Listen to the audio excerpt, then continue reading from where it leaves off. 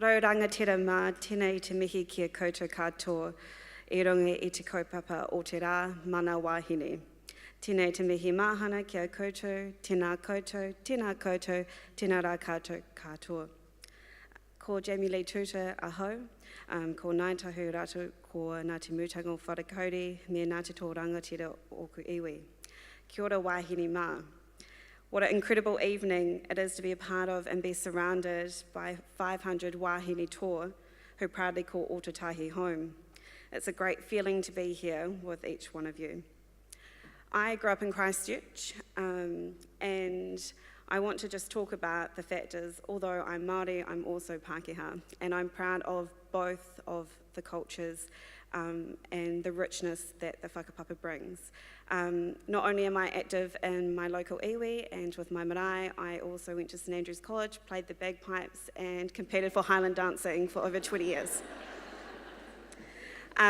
Just as my life is varied, so is my work life. I obviously work at Community Law Canterbury, but also work as a consultant, giving strategic and policy advice to various companies and entities. A lot of people have perceptions of lawyers, whether they're good or bad. Sometimes I hesitate when people ask me what my job is. It's pretty easy just to say you're an advisor. The other thing that gets people going is being young, female, Māori, and a lawyer.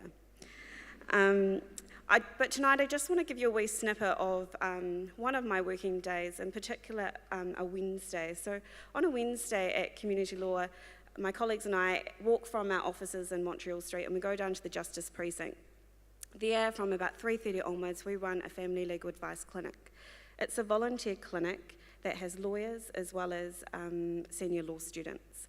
What that clinic provides is genuinely urgent advice for whānau who have either care of children matters or domestic violence.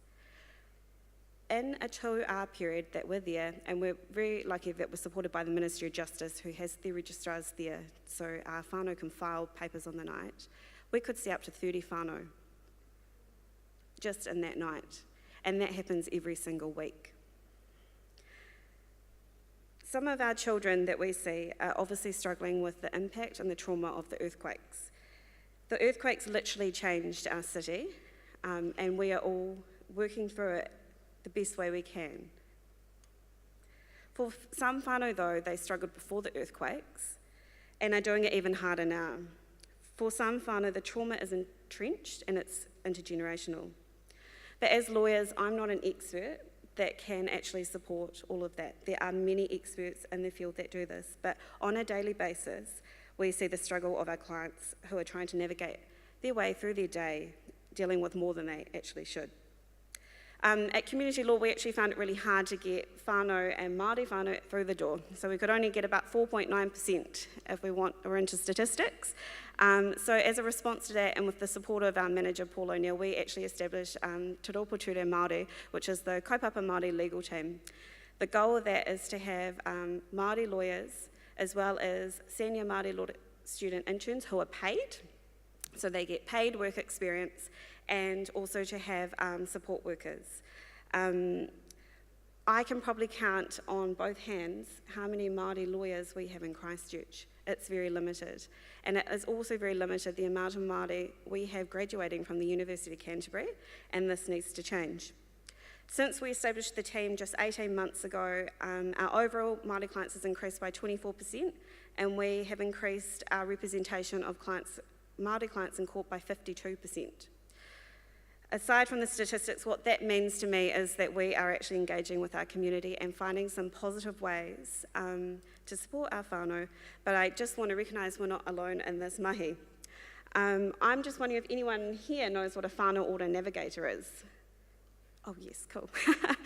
What I want to talk to you tonight is how important these incredible people are who are whānau order navigators. So a lot of you may know the whānau order concept that was actually championed and still championed by Dame Tariana Turia. It places whānau at the centre of decision making and supports them to build a more prosperous future. Te Pūtahitanga o Te Waipounamu, the whānau order commissioning agency, actually fund these roles, and these navigators can walk alongside whānau. So what I have learnt is when other people are supported in the other aspects in life, it makes my job a whole heap easier to engage with our whānau and get the best legal outcome possible. What's quite interesting is within Christchurch, many of you are aware that we are actually in a takiwara of iwi, who are a $1 billion organisation. However, we rarely hear in the media where iwi is saying we want to eliminate violence and child poverty within our whānau. I hear iwi saying it's actually the responsibility of the Crown, reference to Article 3 of the treaty, and actually what we hear is water and environmental issues and about the Māori $1 billion economy. However, my point is our whānau still struggle. It is in my view that these post-settlement settings we're now seeing, there's actually a gap between our own whānau. So within our iwi, we have a widening gap of people who are doing particularly well financially and those who are still struggling.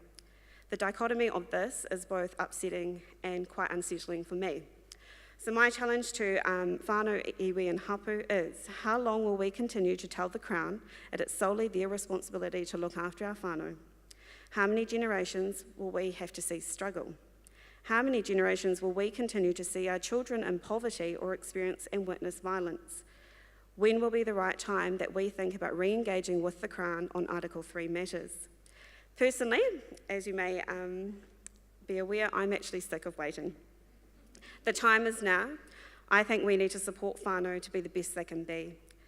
We do not have to reinvent the wheel. There's incredible organisations who are out there. Tuuta name is Aviva, who are here tonight, who are literally on the front line saving whānau lives. And one that I work with on a daily basis is Mātua Nonjus and his team at Ngā Mātua Waka. When organisations such as Refuge literally are at the front line assisting saving lives, why do they have to worry from week to week where their next funding comes from? So, in my view, I think we all need to start thinking about working together and have a whānau-centred approach. Realise that this may not be affecting some whānau directly, but it does affect the communities that we live in, and look through this at a broader lens.